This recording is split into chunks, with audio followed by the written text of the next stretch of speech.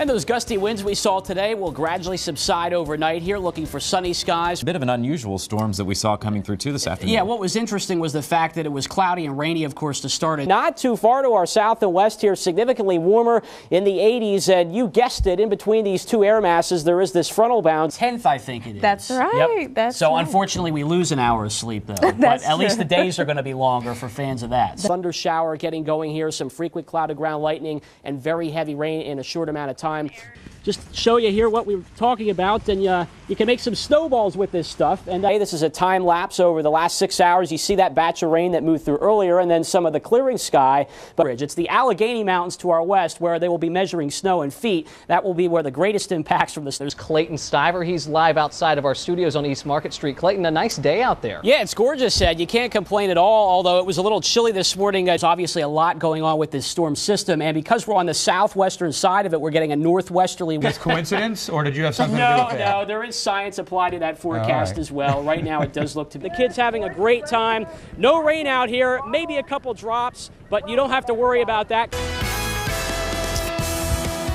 All eyes continue to be on Sandy, folks, as we track her here this evening. Those computer models, all important expected tracks, the various scenarios of where Sandy is going to make its way back towards the land here, continue to come more in line with potential landfall around the South Jersey shore, the Delaware Bay as we get into the wee hours of Tuesday morning. One of the keys with the track will be tomorrow morning into the afternoon. Again, right now, Sandy is actually a couple hundred miles off the Outer Banks, but we expect it to make this turn back towards the coast sometime tomorrow morning into the afternoon. And the key is the angle with this turn that it takes as it comes back towards the coast here. And again, you can see a lot of these models continue to be in close agreement that it's going to be around the Jersey Shore, Delaware Bay, that this storm comes inland, as at that point pretty much a non-tropical system, but a very large and powerful nor'easter, and its effects will be felt far outward from the center of circulation. So this kind of puts us on the moderate side of things for the risk threat.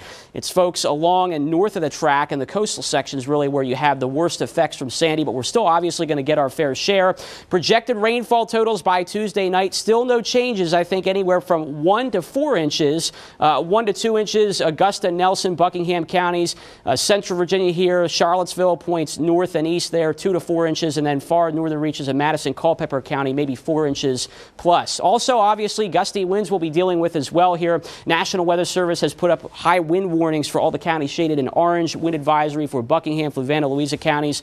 All of this coming most of our day tomorrow into 8 o'clock Tuesday. Here's what the sustained winds look like as we go through our evening and nighttime hours. They slowly pick up 10 to 15 plus miles per hour. Here we are at the Monday noon hour. You can see gradually those sustained winds now becoming stronger, 20 to 30 miles per hour, and certainly the overnight Monday into the wee hours of Tuesday morning. That's when I expect our strongest winds, sustained maybe around or just above 30 miles per hour, stronger across the higher elevations, and we could have wind gusts up to 40, 60 miles per hour during this time frame through Tuesday morning. So obviously with the damp ground, that could be bringing down some trees and power lines. It could make for some power outages. Storm Team 29 live, triple Doppler radar tonight showing a few light rain showers across Madison County, but obviously elsewhere fairly quiet. I do expect rain showers to increase in coverage though as we work through the overnight hours. The heaviest rain bands with Sandy still off to our east though as we get into Monday morning, but gradually they start to work in from east to west as we go into the PM hours, and definitely some heavy rain possible Monday night into Tuesday as Sandy makes its landfall here, and these rain bands kind of pivot from north to south now as we work through Tuesday, slowly starting to fade back. 45 to 49 your overnight lows. Showers becoming likely certainly as we go through the overnight hours. Breezy. Tomorrow highs only in the 40s. Heaviest rains picking up after 2 o'clock here. Gusty northwesterly winds. Extended forecast. It's going to be cold on Tuesday. Cold enough there could be some snowflakes mixing in for the valley. Certainly the higher terrain, but really no accumulations for the lowlands. And then things clearing up on Wednesday with warming temps. A nice weekend on tap for us. We'll keep our fingers crossed that stays the same. We'll be right back. I think the pig in that commercial has the energy level that I have when I hit the slopes. He's pretty excited there tonight, folks. On the WeatherBug Network here, temperature-wise, many of us have cooled well back in the 30s here, 31 already in Greene.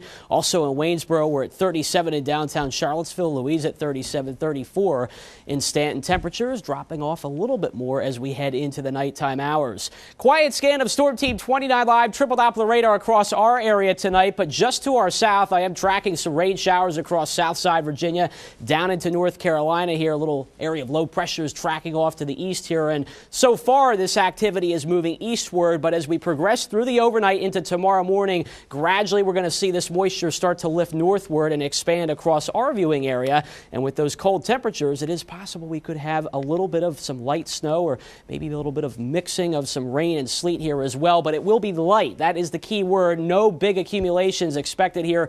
Don't fret too much over this. We'll show you on Futurecast starting at the 11 o'clock hour here. The clouds will be increasing through the overnight hours, but generally dry conditions. However, first thing Monday morning here about 6 a.m., we start to see maybe a little bit of this light snow or perhaps a sleet pellet or some rain showers mixed in for the Shenandoah Valley, and I think that will advance east of the Blue Ridge as we progress through the morning hours. Certainly the further north you go from I-64, the better chance there is for maybe a little bit of light snow or sleet. South of I-64, mainly just some light rain showers here, and still that chance going through our Monday afternoon hours you can see at 1 o'clock. By 4 o'clock, though, it's basically just a cloudy day for us. However, there may be a little regeneration of some showers here, mainly east of Route 29, say 9 o'clock or so, and maybe a snow flurry or sleet pellet mixed in there too, but not really a big deal. And then gradually skies will be clearing out Monday night into our Tuesday, expecting a fair amount of sunshine Tuesday now, and temperatures will be back to the mild side. Futurecast projecting snowfall totals by tomorrow night very much on the minuscule side, hardly noticeable, really a tenth of an inch or less.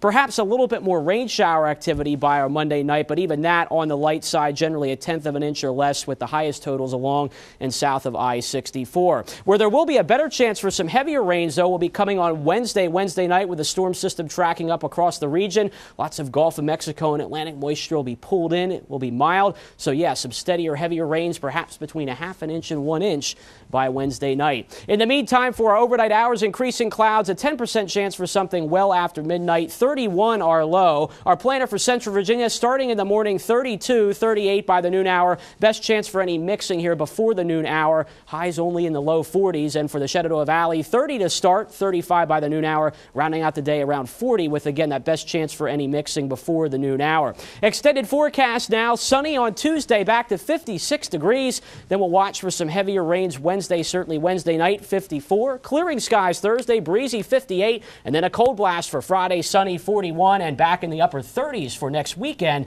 And right now it looks to be dry. Well, that's a good thing. At least whatever we see, if you see these flakes tomorrow, not that big of a deal. Don't worry too much about it. And then we're right back to mild temperatures. We'll enjoy it. Thank you, Clayton. We're back in just a minute.